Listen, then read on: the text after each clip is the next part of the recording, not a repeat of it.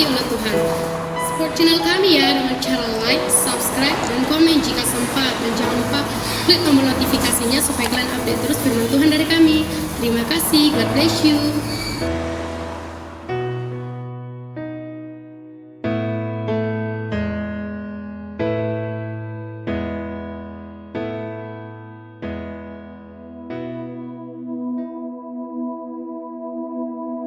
Shalom, salam sejahtera bagi kita sekalian sidang jemaat yang dikasihi Tuhan. Dimanapun saudara berada, kiranya Tuhan tetap menyertai, memberkati kita. Bahkan kita ada dalam naungan Tuhan yang sangat luar biasa, sehingga kita boleh kembali bertemu pada kesempatan ini. Kembali kita bertemu dalam program Pagi Damai.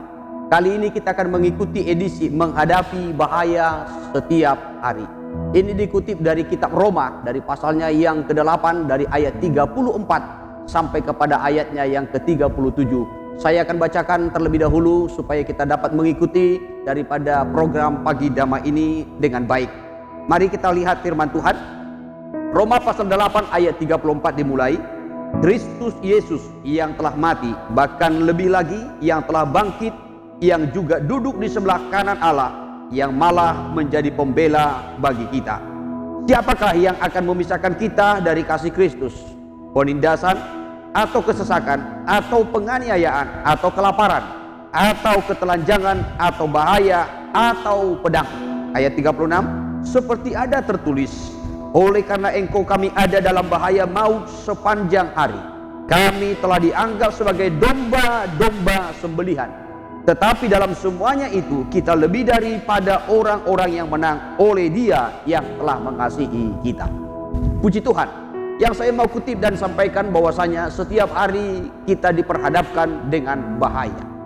Dikatakan dalam ayat yang ke-36 ini tadi, oleh karena engkau kami ada dalam bahaya maut sepanjang hari, kami telah dianggap seperti domba-domba sembelihan. Berarti setiap hari kepada kita diperhadapkan bahaya. Bahaya ini banyak, saudara. Penyakit bisa mengancam bagaikan bahaya bagi kita.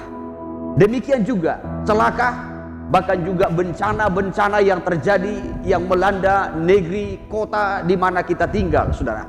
Bahkan juga mungkin wabah yang sedang merajalela. Kelaparan juga bisa mengancam. Bahkan perang juga, pembunuhan, dan lain sebagainya. Semua ini bisa mengancam kita dengan bahaya. Dan puncaknya adalah kematian ataupun maut. Dan ini tidak hanya berlaku bagi orang-orang di luar Tuhan. Tetapi sekalipun kita sudah ada di dalam Tuhan, Alkitab mencatat bahwasanya sepanjang hari kami diperhadapkan dengan maut. Kami bagaikan domba-domba sembelihan. Domba-domba sembelihan itu artinya sudah bagaikan domba-domba yang kapan saja di situasi bagaimanapun, saudara, siap bagaikan korban. Ya, hidupnya terancam dengan bahaya, dengan maut ataupun dengan kematian. Rasul Paulus juga menulis dalam kitab Korintus, dalam 2 Korintus pasalnya yang ke-11, saudara, saya akan kutip dari 2 Korintus pasalnya yang ke-11 dari ayat 23. Dimulai demikian firman Tuhan. Apakah mereka pelayan Kristus? Aku berkata seperti orang gila.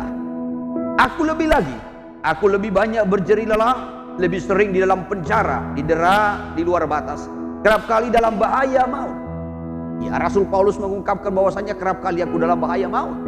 Bahkan juga sering dilemparkan ke dalam penjara. Ayat 24. 5 kali aku disesah orang Yahudi, setiap kali 40 kurang 1 pukulan. 3 kali aku didera, 1 kali aku dilempari dengan batu, 3 kali mengalami karam kapal, sehari semalam aku terkatung-katung di tengah laut. Saudara bayangkan, ya di tengah laut juga terancam hidupnya dengan bahaya. Ayat 26. Dalam perjalananku aku sering diancam bahaya banjir dan bahaya penyamun. Bahaya dari pihak orang-orang Yahudi dan dari pihak orang-orang bukan Yahudi. Bahaya di kota, bahaya di padang gurun, bahaya di tengah laut, dan bahaya dari pihak saudara-saudara palsu. Ayat 27, aku banyak berjeri lelah dan bekerja berat, kerap kali aku tidak tidur, aku lapar dan dahaga, kerap kali aku berpuasa, kedinginan dan tanpa pakaian. Rasul Paulus mengungkapkan bagaimana kehidupannya, kesehariannya selalu diancam dengan maut. Baik itu di laut maupun di darat. Yang mengalami ancaman baik dari pihak orang-orang Yahudi maupun di luar Yahudi. Ya sudah, dari lingkungan, dari dalam maupun juga dari luar lingkungannya, hidupnya selalu terancam. Terancam dengan binatang buas, terancam di kota, terancam di padang gurun, bahkan di mana-mana juga selalu diperhadapkan dengan bahaya maut. Demikian juga dengan kehidupan kita. Kehidupan kita selalu diperhadapkan dengan bahaya maut. Apalagi mungkin saudara dalam perjalanan, bepergian kemana-mana. Mungkin juga pekerjaan saudara mengandung risiko, ya saudara, berbahaya. Saudara yang terkasih, dalam keseharian kita selalu diperhadapkan dengan bahaya maut yang bisa berujung dengan kematian. Maut itu begitu dekat. Bahaya itu selalu mengancam setiap hari. Bahkan Daud pernah mengungkapkan kepada Jonathan, anak daripada Raja Saul, bahwasanya hanya satu langkah jaraknya antara aku dengan maut. Ini diungkapkan di dalam satu Samuel, saudara, saya akan kutip dalam 1 Samuel pasalnya yang ke-20 dari ayatnya yang ketiga. Demikian firman Tuhan. Tetapi Daud menjawab katanya, ayahmu tahu benar bahwa engkau suka kepadaku, sebab itu pikirnya tidak boleh Jonathan mengetahui hal ini, nanti ia bersusah hati.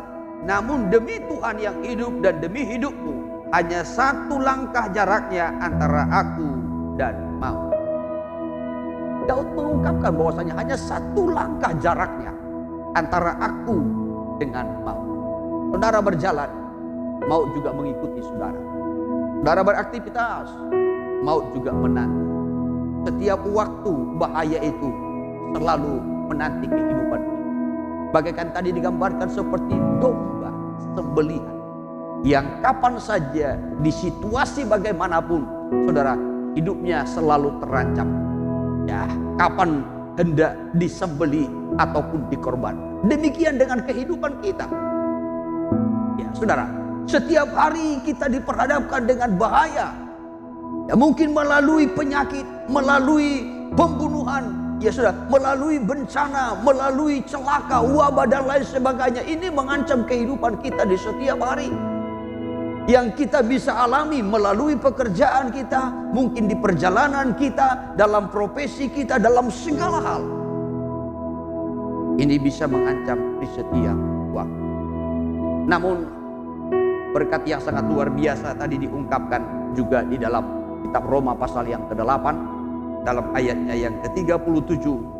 Kembali saya akan kutip. Tetapi dalam semuanya itu kita lebih daripada orang-orang yang menang oleh Dia yang telah mengasihi kita. Namun Kristus akan membuat kita berkemenangan, bahkan lebih daripada pemenang. Namun bagaimana caranya supaya kita menang menghadapi maut, menghadapi bahaya yang setiap hari mengancam kehidupan kita, setiap hari diperhadapkan dalam perjalanan kehidupan kita, saudara. Bagaimana supaya kita berkemenangan di dalam Kristus? Kalau tadi dikatakan dalam ayatnya yang ke-36, bagaikan domba-domba sembelihan. Kenapa digambarkan seperti domba-domba? Domba itu tidak punya kekuatan untuk melawan. Domba itu tidak punya kemampuan untuk membela dirinya. Tetapi domba itu hanya bisa berserah di hadapan Tuhan supaya kita bisa berkemenangan, saudara. Kunci kemenangan itu kalau kita mau seperti domba. Bagaimana kehidupan seperti domba?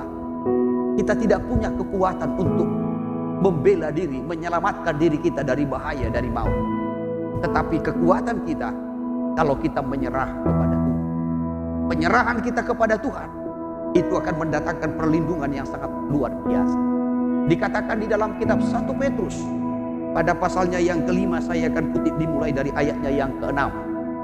1 Petrus pasal 5 ini berbicara tentang domba-domba yang digembalakan.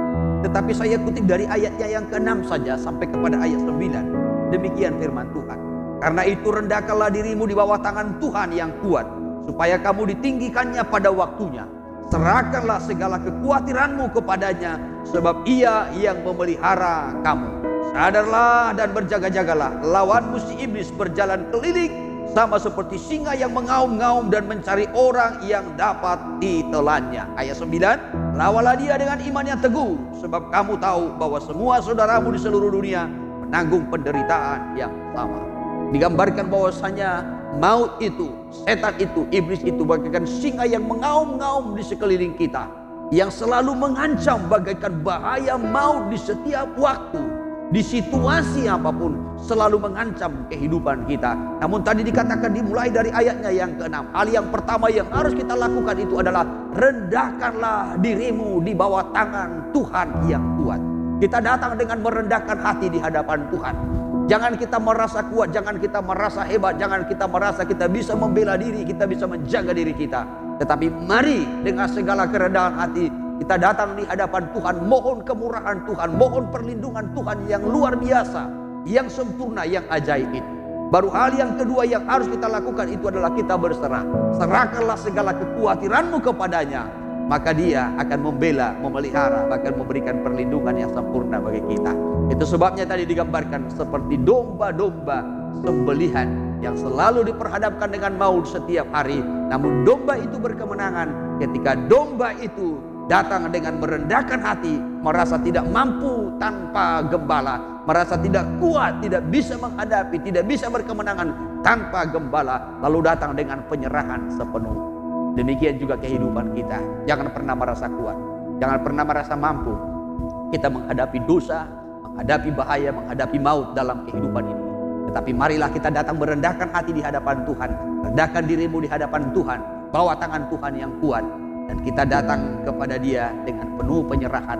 Maka tangan kuasa Tuhan akan memberikan perlindungan bagi kita jika kita berhadapan dengan bahaya maut setiap hari. Maka kita akan menjadi orang-orang yang lebih dari pemenang. Puji Tuhan, Tuhan memberkati kita sekalian. Haleluya.